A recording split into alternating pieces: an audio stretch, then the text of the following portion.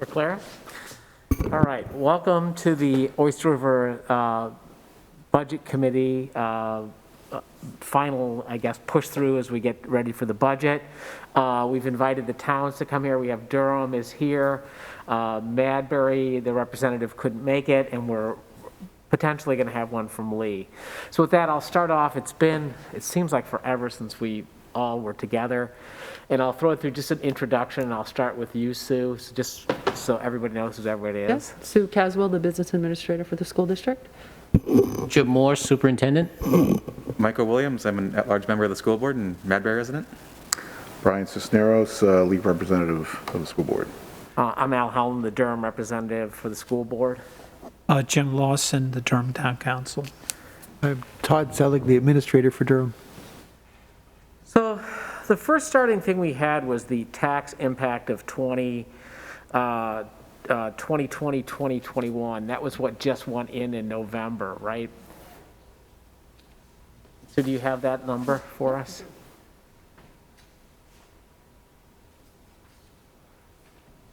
Everyone want a copy? This is the history of taxes for the last 10 years or so.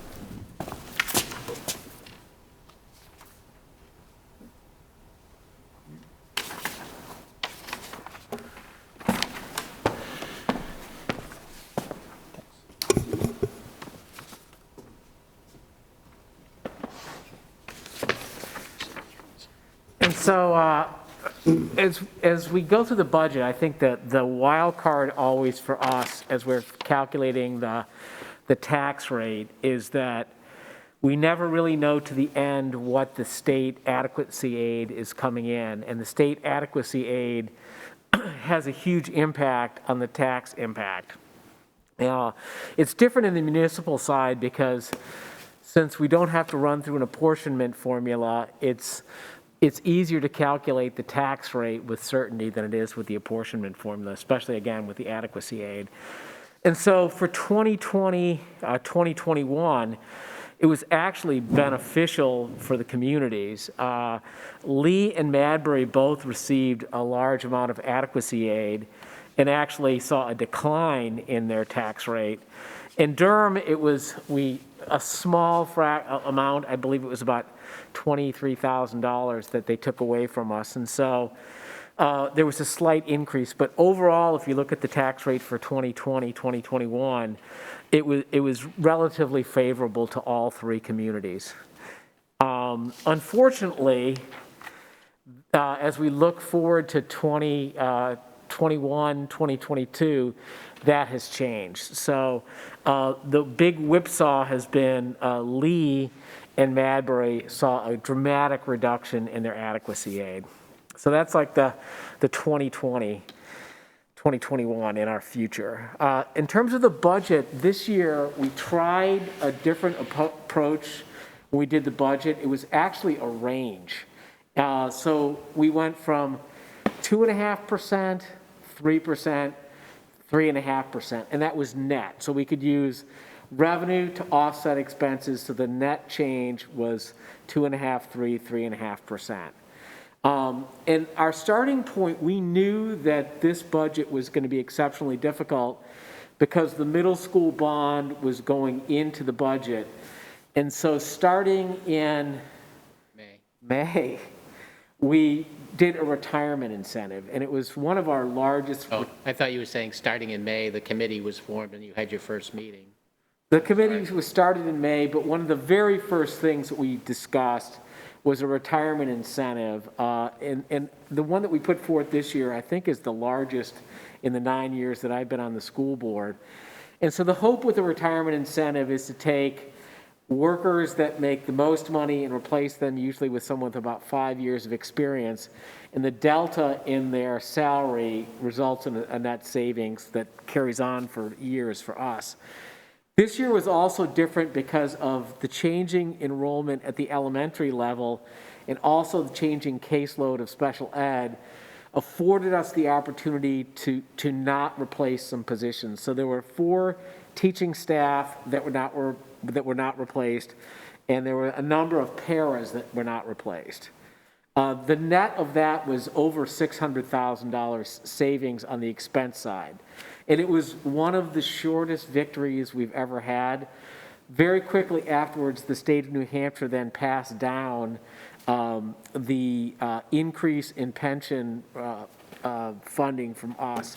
So they handed us a bill for $630,000 and wiped out the entire retirement incentive, which in retrospect was really hard for us because that took away some of our flexibility in terms of staffing for the future. So as we worked our way through this, really, the last meeting, what has come to us is that we really need to be prepared for the 21 fall school opening, that the school really has to open. And the difficulty we've had this year is that staffing is a problem. We have staffing that can't come in, that they have to operate remotely. It's hit us particularly hard at the middle school. And so we wanted to be prepared next year that if anything came up that we could staff it adequately. Initially, when we did the budget, we had $100,000 that was placed in COVID PPE a line item. And that was supposed to cover cleaning and masks, anything that was related to that. And I think that when we were going through the budget, we knew 100,000 seemed low, but we stuck that in as a placeholder, and it was stuck into the capital improvement section of the budget. In the capital improvement line, we really had two things that we absolutely had to get done in the next budget. The first was Mohammed. Last year, we fixed the entryway. Ironically enough, most of the money that comes from the state in terms of building aid has been security grants, Homeland Security ones, kind of hardening the front of the school. But we wanted to fix the office area back behind it. And so in this year's budget is the money to complete that. The second thing that we absolutely positively had to get done was 55% of the solar for the middle school is residing on what is now called a solar canopy, which was a bus canopy. And so that was $352,000 in the capital improvement line that we had to have in there. Subsequently, as we worked with Revision Energy, we found that we could take the solar canopy and pull it out of our CIP and place it in the power purchase agreement, which was actually beneficial to us to the tune of about $30,000. So we began, as you always do with the CIP, of shifting things into the CIP. We moved in at Mohammed, one of the elementary schools, some air handlers that are near end of life, and we had some flooring and some security equipment to be done. After we talked at the last meeting, what we really decided is that we need the flexibility of a larger COVID contingency fund. And so what we have thought is to defer the air handler and the floorings, which came out to be $352,000, and that we would wait until the spring and see where we kind of were at. It would give us a better idea in case we needed things, we could use them. There was also one change in staffing that has come through, and that is to $50,000 for a communication specialist. And this has dogged us for 9 years. It really has. It's like we've tried. Oyster River is a very, very engaged community, and they really want information quickly. And the problem is not the lack of information. There's so much information out there right now that it's information overload, and people can't easily find the information that they're looking for. And so I think it was last spring we proposed a communication specialist, one that could help us begin to tackle this problem. And so we've added that into the budget this time. And so the COVID contingency line becomes $300,000. We debated amongst ourselves, but the board said the 2.5% net it just was too low. We couldn't meet the strategic plan that we have. And so we had narrowed it down to the 3% and the 3.5%. Well, it turns out the state has changed the requirements for us to access emergency money. In the past, I believe we had to go and ask the state specifically, could we take any of our emergency funds and use them? And the change that's come about now is that we only have to have a public hearing. And so as a result, when we looked at the budget and said, okay, well, the main difference between the 3% and the 3.5% is really how big the contingency fund. It went from like 300,000 to 500,000. And if we have the ability to access emergency funds only with a public hearing, why take the money if we don't know we're going to have to use it? And so we decided that 3% net was really what we were looking for. And so the next question really became, how much offsetting funds do we use to offset the impact of our budget? And the first thing was just to make it legal for our budget goal, which is a net of 3%, we had used $250,000 of emergency funds.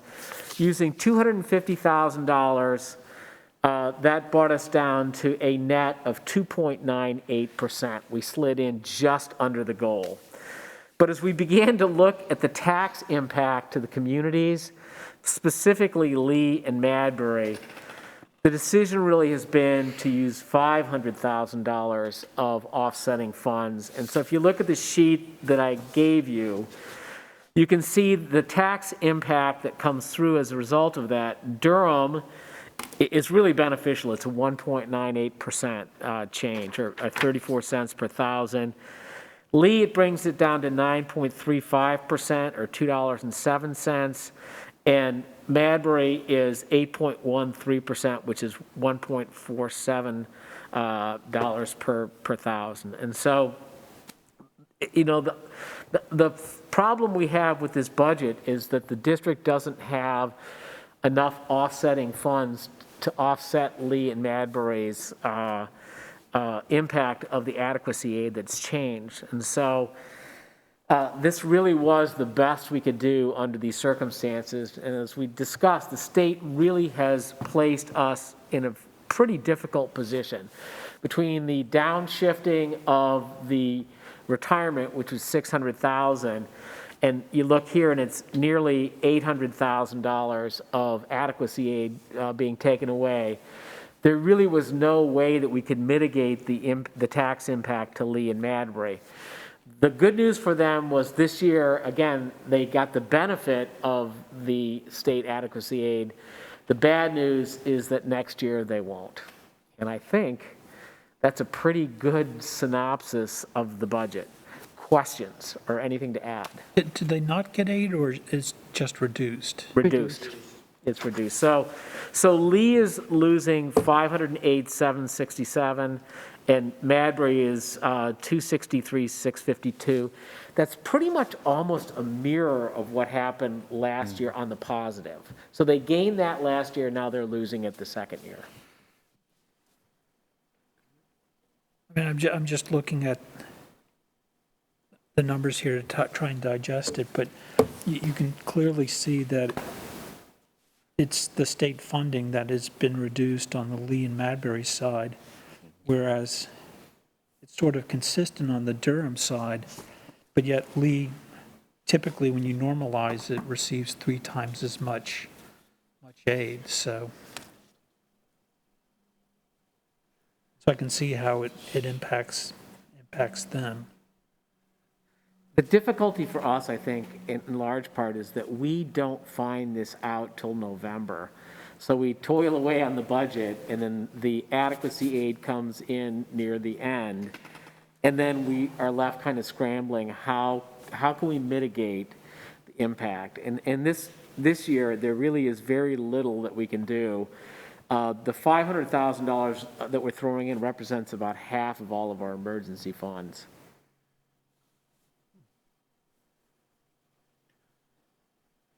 I think the other thing to point out is to help Lee and Madbury, we have to go through Durham. And because Durham occupies more than half the budget, any money like that $500,000 that we're using, you know, the better part of 250 plus actually offsets Durham before it can offset. So it's based on the same distribution formula that we use when we have, that we use between all three towns. That doesn't change. So if we had $1 million, Durham would end up with 530,000 of it. Yeah, I can see that here. When you have those, when you use those types of funds, you have to treat everybody equally, you know, based on the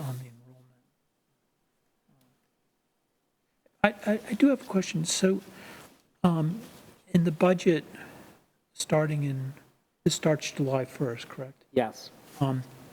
So you are going to have a COVID contingency in that budget, or is that to backfill what we didn't do at Mohammed? So it is a contingency. So we're deferring capital improvement and we're forming a $300,000 fund. So if we don't need to use them, then the $300,000 would go back into the CIP and attack the air handlers. If who knows, with vaccines and everything else, if we had staffing or anything else, then we would defer the capital improvement and use those $300,000 to make sure we could open in the fall.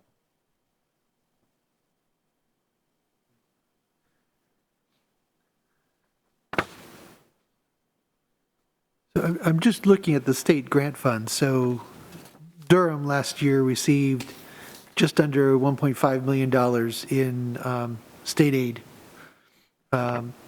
This year, that number is being reduced by about $24,000. So last year, we saw an increase by about $24,000 for Durham. This year, a decrease. So Durham taxpayers benefited by the increase in grant last year, but we're losing that this year. Right, but it's not as huge an impact. Right. We never quite got what Lee and Madbury did, so as a result, we're not seeing as big a fluctuation. Right. So in contrast, last year, Lee's state grant increased from about $2.5 million to $3 million, about $500,000. But the state is ratcheting back down to what it was 2 years ago. Yes. And in Madbury, the Madbury folks received an increase of $263,000 last year, bringing their grant to $1.4 million. But this coming year, you'll see a loss. Lee will see a loss of $263,000. So it's not as though the district itself is doing anything, whatever, to impact Lee or Madbury or Durham. This is solely an impact of state funds coming to the three communities, or the lack of those, the loss of those funds. So this has always been a conundrum when we did the budget goal, because everyone was like, why don't you do your budget goal as the tax impact to each of your towns? But because of the fluctuation of adequacy aid and the apportionment formula, it makes it incredibly difficult to predict a year out what's going to happen, and it causes an immense amount of volatility. So two comments there. One is, if the state grant were flat, the amount that we'd be asking in local property tax increase would be that 2.39% that you see at the bottom of the percentage column in blue. Yep. That's the change in the amount that's being apportioned out to the town, so net of our tuition and a few of the grants. The other thing I just want to comment on is when we look at the possible tax rate impact, it's intentionally done conservatively, assuming that there's no increase in the local assessed value in any of the towns. And that's part of the reason why when you look at the tax rate history, the projected numbers were in parentheses and the actuals were not. And the actuals are always a little bit lower than the initial projections. So our track record is that hopefully that's a worst case when you see that number on there in yellow. So, you know, again, the next step in this is, believe it or not, you guys are ahead of the school board. Tomorrow, we actually come to the school board, and the recommendation that we're going to make is the 3%, $500,000. So the one you see before us is what we're recommending goes through. Is it 3% or 2.39%? Okay, so this is really great because before we last met, it's 2.39%. And so before we last met, we went back over the budget goal because we're actually coming in under the budget goal. To get to 3%, as I said, it's 2.96. If you use $250,000 of emergency funds to offset the expenses, it comes in with rounding up, we'll call it 3%. We've gone over that with 500,000, and that therefore brings the net really down to 2.39%. So it really is below the lowest edge of our budget goal. But I think why we're recommending it is because the spikes to Lee and Madbury are so great that we're trying to do the best we can all we can to mitigate the impact. The dollar amount that will be on the warrant, that will be voted on and, well, provided it doesn't change, would be, all the warrants together would be totaling a 3% increase in the expenditures for next year. So that's 3% expenditures, 2.39% local apportionment. And I remember the district had set up a special fund to help offset retirement impacts. And I'm just wondering if you could talk a little more about whether you had to use some of those funds to help offset downshifted state costs this year. Yes, we are. So we called it the Benefit Stabilization Fund. And this has been hitting us like clockwork every 2 years. And this one is a particularly bad one. I cannot remember for the life of me how much we had in that fund. Michael probably has it Michael, do you have somewhere. But yes, so we're drawing from that and from emergency funds, and that's where the 500,000 is coming. Oh, I don't have it. I don't have it right here. Oh, maybe I do. It's in that memo. Like I 300. didn't bring my laptop. Yeah. Oh, that's not it. I don't have it handy. And so the other thing too with that, Todd, is that one of the things we talked about as a warrant article was I believe that we could set aside from the unspent fund balances at 2.5% is what we had put a bond. Apportionment. And that's increased now. And so we wanted to put a warrant to increase the amount that we could put in there so we could then add back to our emergency funds. And then a related question, I know that the district had implemented an early retirement program, which is a great program. And I'm just wondering, will you be replacing those folks who took advantage of early retirement with sort of new people on a one-for-one basis? Or did you go through and evaluate each of those positions and make some changes Right. as part of the assessment? Yeah, so we did do that, Todd, and so I'm just going to recall from memory, but of 17 positions, 4 of them our teachers were not replacing, and then outside of that, 4 paraprofessionals that Al alluded to earlier that we're not replacing, and that's due to decreasing enrollment at the elementary and in special education. So yes, and we went through that very carefully and determined that we didn't need to replace 4 positions in the professional realm and 4 in the support realm. So that's the whole idea behind, you get those retirement incentives and you're kind of hoping that when you're looking at it, you can, grab onto positions and not fill, in addition to filling positions at a lower cost. So, we did that early, and as Al alluded to, the savings was over $600,000, which, we were really thrilled with because it was the largest incentive we've had in 9 years. And then the state came back and dumped the retirement cost on us and wiped out our savings. So a couple of things about this budget that Al hasn't mentioned yet, and so that increase would have been $1.2 million just on retirement and staffing. That is not part of this. And then the big concern last spring, which actually motivated the formation of the board's finance committee, was how we were going to get the bond for the new middle school into the budget without crippling the towns. And, we were very fortunate that the bond rate came in at 1.97%.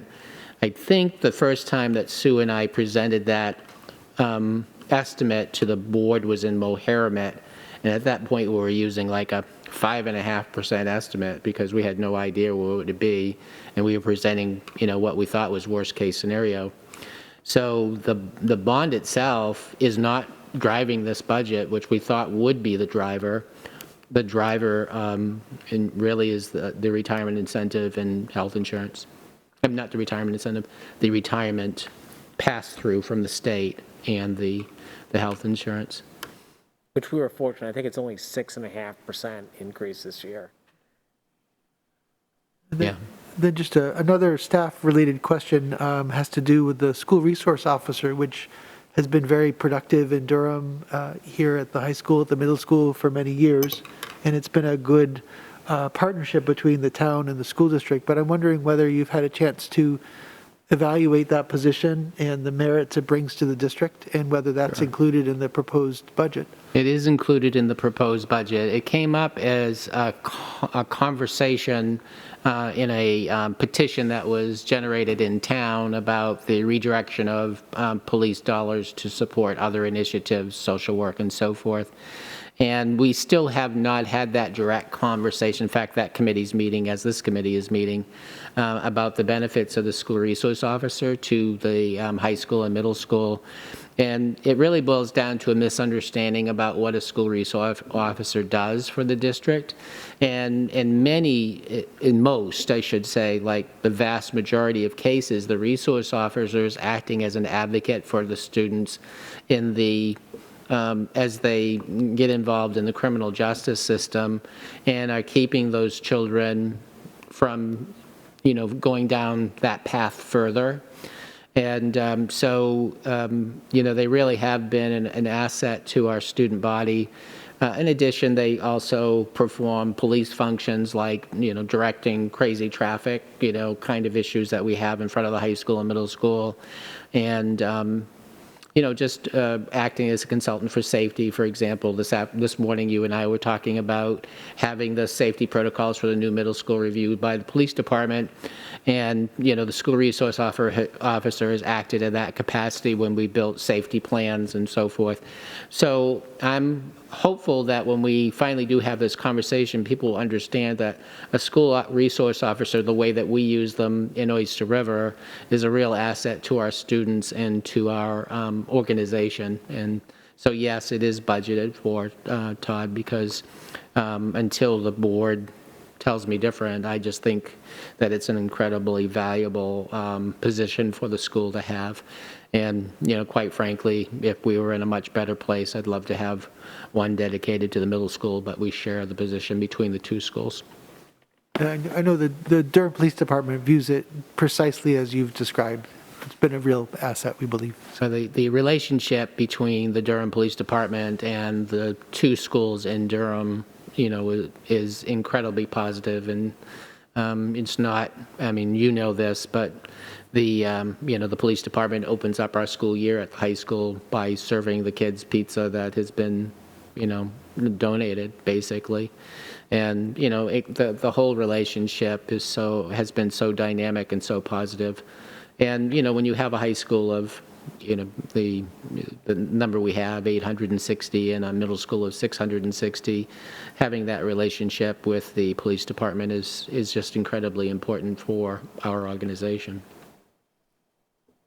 Yeah, it was interesting because this past year we had a policy come up which was on searching student cars. And as we were talking about the policy, and maybe this is helpful just because I do both the Durham Town Council and the school board. When I thought about it, I did not see the police as an adversarial thing. I thought of them as part of the team of risk management, really, and that having the resource officer in with the administration as they talk through exactly how they would deal with the problem and all the legal ramifications of it, that they were an integral part of us making a good decision. And so, I remember going over and talking to Chief Kurtz about it and really having him help us explain how to deal with the problem. So I think they've been a really valuable resource for us.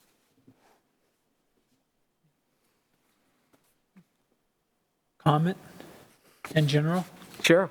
So I just want to give you a couple comments. I mean, I've been sitting here just trying to understand this, but my first comment is I listened to you give an overview, and it's clear with your budgeting process, the school system really takes an approach of this is what we have available, let's make it work, rather than here's the wish list, what does it cost, and that comes forward. So I appreciate that. I hope people in the community understand that the increase in the general fund is not being driven by the middle school. Certainly a portion of it is, but it's the cost of employees, which are our most valuable asset. So I do really, having to go through this process on the municipal side, which you do too. I appreciate your approach, and I do have concerns about what's happening in Madbury and Lee, and I think you've taken the right approach there. I just, hope residents of the Oyster School District will understand that in Lee and Madbury, they had a set of, it looks like fortunate events this year. And, if I back out how fortunate it was, it's interesting that the percent increases in all the towns are very, very similar. So it's not like something really has changed in Madbury and Lee. It's strictly, as you said, that state contribution. So I'm not telling you anything that you don't know, but I just hope that there's a good opportunity to explain that to people in the community. So we'll have a chance, of course, with the school budget, we have to have a public hearing that occurs in January, and then we have the deliberative session, which will occur in February, and then it goes to the voters. So there will be an opportunity to explain it. In terms of my own personal thought, having done now both of these for 5 years, I can honestly say this has been the most challenging year for both the municipal side and the school side.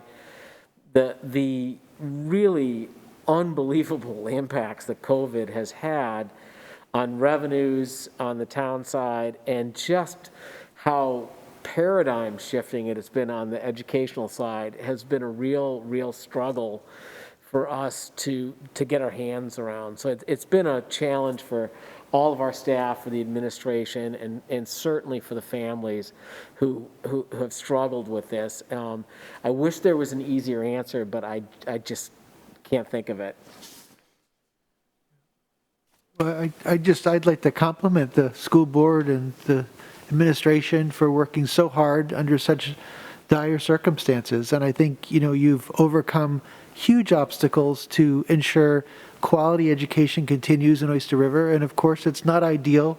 It can't be in a pandemic, but you've endeavored to keep the students and the staff and the families safe. And I really applaud all that you've tried to do. So thank you. Thank you, Todd. Thank you, Jim. So I'll add like one more thing. So since you guys are here, and I know the answer to this, but you guys don't, the part of this was really always the idea is to get the municipalities and the school board together so we could each tell our own story and how it all fits together, how we're working together. And so, now you've been grinding away for a while, maybe you can tell the rest of the board tell us about Durham's budget and financial situation. Take the first crack at it, or? I didn't hear what you said. I'll take the first Okay, crack, great, and thanks. he'll correct me and add this stuff. Thank you, thank you. I would like to say from the Durham standpoint, there are parallels, and the parallels are kind of striking. And it's also interesting that in some of the situations we've kind of taken the same approach. And the first thing is the staff coming up with a very razor-thin budget, because they do everything they can to control things on the expense side, but what we see is an impact on the revenue side because of COVID. And so we've taken a look, or as the council, at that, and the budget that came through was about a 3% increase, and we've I think made a decision, or moving in the direction to use some of the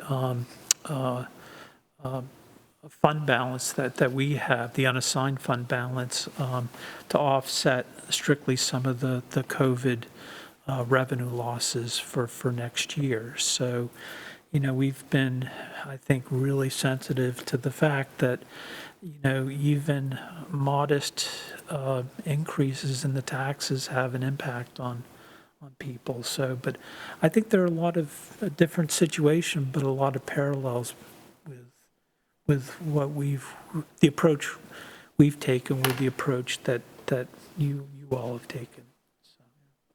Yeah, like in terms of both sides of the balance sheet, the proposed budget that came to the council represented under a 1% increase in spending, which is really remarkable in terms of our ability to hold back inflation, et cetera. But at the same time, we saw a significant loss in revenue. So with a fairly static tax base. And so the tax rate impact that was projected when we started the process a couple months ago with the council was just under 4%. It was 3.87%. And through a number of changes and the use of unassigned fund balance to backfill one-time revenue losses due to the pandemic, we've been able to bring the tax rate impact down to under 1%. I think it's Right. 0.9%. Which approximately. parallels the Right. expense side of the budget. So That's right. I think it took everybody kind of working very hard to come up with something that was so expense constrained. Right, but we too have set aside an increased contingency fund because there's so much unknown still to come with the pandemic.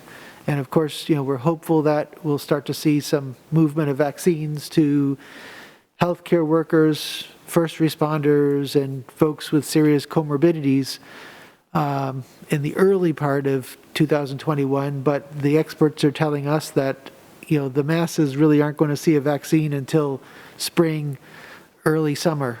And so there's still a long way to go before we're through this. Comments?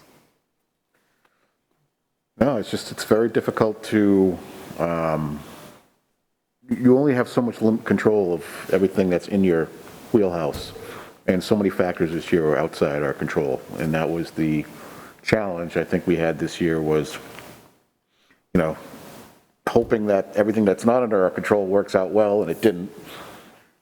Certain things that were under our control, we were able to make work. We were lucky in the sense that we had a great bond rate that helped us immensely.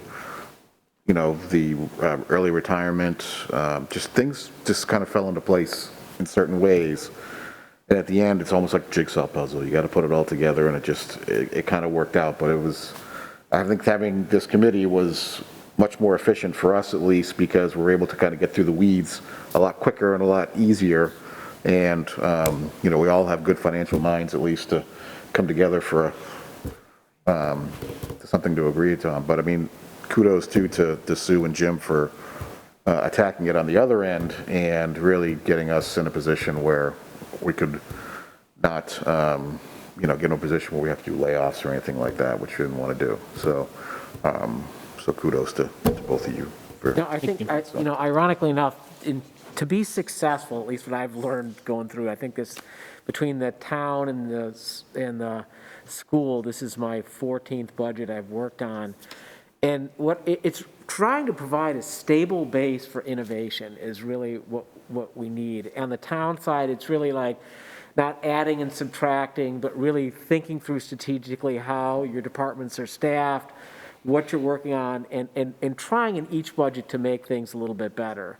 And I think the school side is exactly the same, having a strong strategic plan where you're able to really focus on the long goal of improvement and innovation, but having a stable base so you're just not adding and subtracting, that you really can move the ball forward.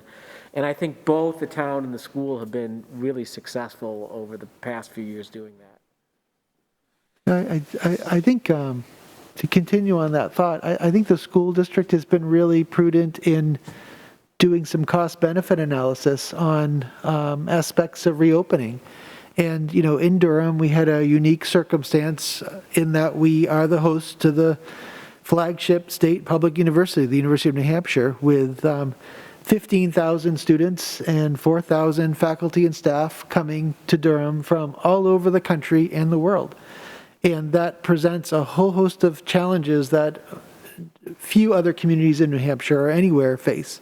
And so as the school district was evaluating whether it could come into session in person, that I think was a significant factor that the board and the administration had to give serious weight to. And, you know, I know you considered the possibility of doing an ongoing COVID testing program, but the cost of that would have been $1 million, and there would have been no guarantee that it would have proven effective. And so again, I applaud the district's efforts in exhibiting those cost-benefit efforts, and I think you've done a great job. And, you know, as a parent as well, with a middle schooler and a high schooler, I think Oyster River has put its focus into, rather than getting caught up in the whipsaw of are you in session or out of session, in session or out of session, as each positive case is discovered, as is happening in Rochester and Raymond and around the seacoast.